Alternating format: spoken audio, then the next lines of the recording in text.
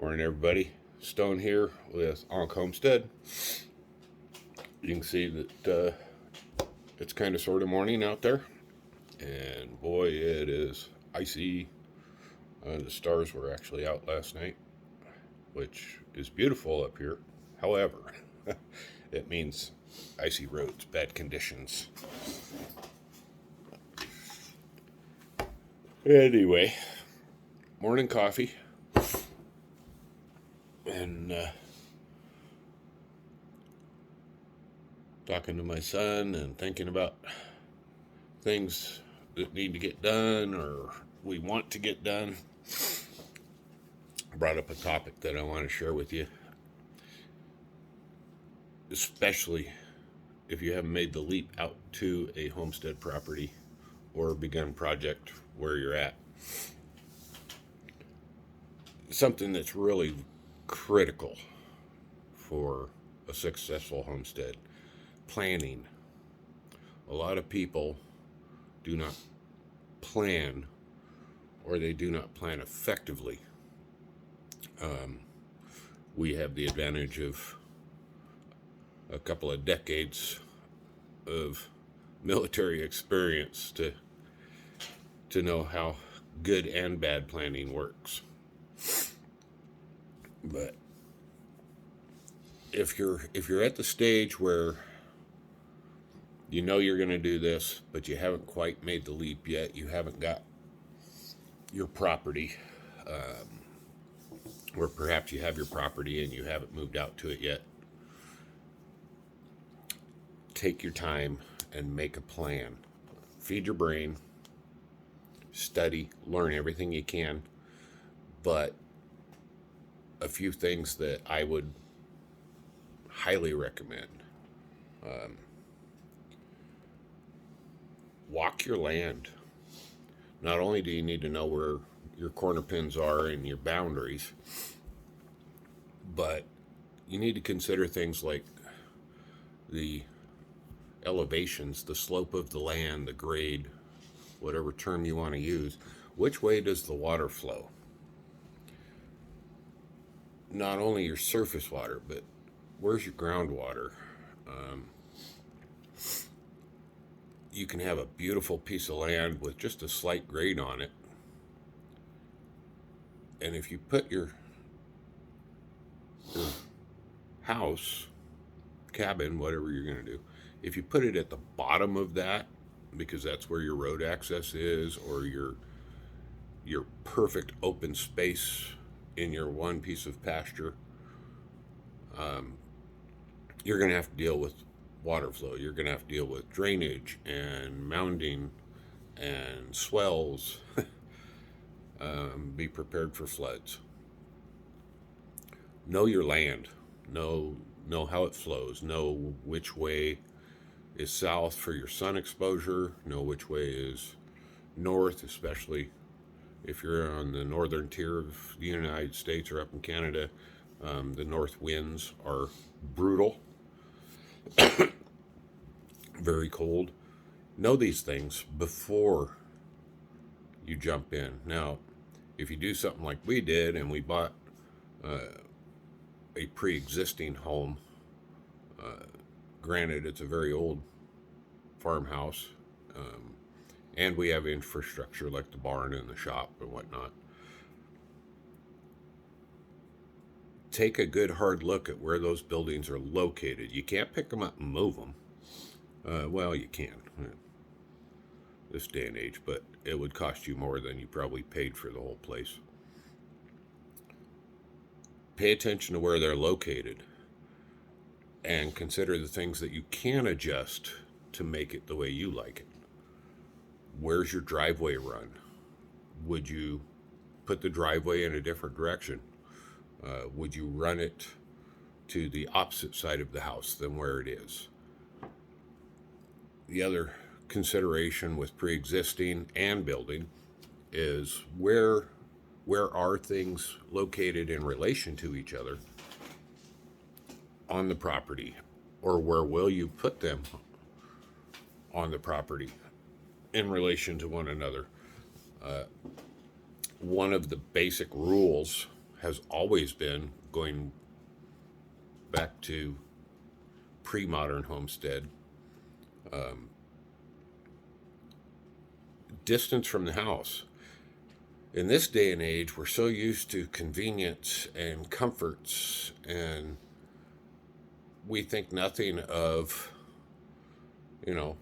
walking out of our office and taking the elevator down to the main floor and walking 2 blocks to pick up that caramel latte or whatever you folks drink in the city. But that 2 blocks distance going from your kitchen door out to your garden,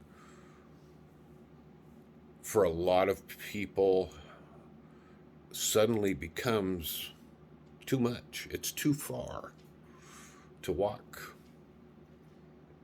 2 blocks. Because, oh my gosh, now I have an armful and I have to walk back. If you can do it for a latte, you can do it for your fresh vegetables. Same thing with animals. Where's your barn, your loafing shed, your milking stations? Where's the feed in relation to the animals? These are things you need to consider. Also, where's your well? If you're on well water, where's your well in relation to your water needs? If you're pumping water uphill, you're going to require a little more power. If you're hauling water and you're going uphill, you're going to get tired of that real quick. So, plan ahead. Know the land if you're starting from scratch, and build appropriately. Don't build aesthetically.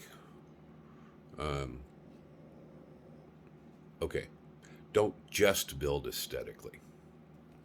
We want something that's pleasing to ourselves, so that we're happy there and we'll want to stay there for a long, long time. But consider impacts and relationships between the nature of your land, the placement of your buildings, and your needs. Also, once you get past that stage, like where we're at, we don't have a choice. The buildings are where the buildings are. Could I tear the barn down and move it? Yes, I could. But the only place to really move it to, because of the way our acreage is set up, basically it would be sitting right beside itself if we moved it. Would it be more convenient? No, it would save me about 35 steps back and forth to the barn from the house. And even on my bad days, I can manage 35 steps. Would I be able to build the barn that I want, that I believe is more functional to a homestead mindset? You bet. Well, now I have to balance the cost of time, money, and effort to move it from where it's at and build a new one next to where the barn is now. Would it be worth it? It would be exactly what I want. Not right now. Down the road, it might be. Is it going to give me more ground cover to graze the animals? Not a lot. Certainly not enough to jump on it and get it done. Consider these things. Plan for them. Learn everything you can. If you're building a piece of raw land, look at your wood availability for not only protection from the elements, but ground coverage and water retention. Also look at the risks of, you build your house right in the trees. You need to consider the possibility of tree breakage hitting the house. Um, consider all of this. Take your time. Make a diagram. Use Google Earth. Print out a diagram of the property with the boundaries marked, and draw little arrows all over it. The sun shines from the south. Which way does it go across the property? There are websites you can dial in your property, and it will actually show you the sun's position on different days at different times. The lay of the land, the contour. If you have a steady flow to your land, consider permaculture type landscaping, for lack of a better term. All of these things, you need to figure it out before you jump in and stick the first shovel in the ground. You might not get it right. It might not be perfect. But if you have an idea of what you're facing before you get there, your odds of success increase exponentially. Where's your food coming from? First year out,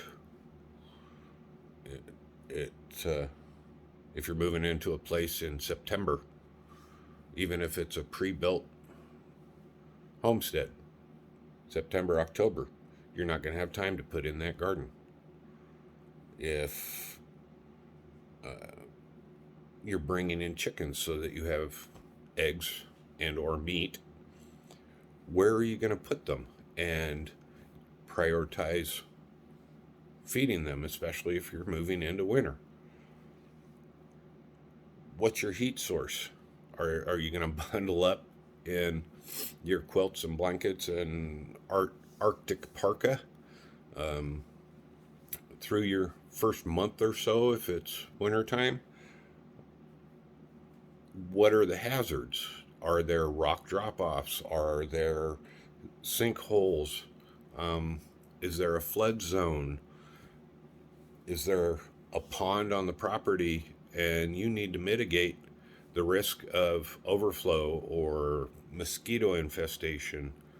Are you dealing with snakes, grizzly bears, mountain lions? You need to know all of this before you get there, not when you reach that, oh my God, I have to deal with this moment. You're going to have those.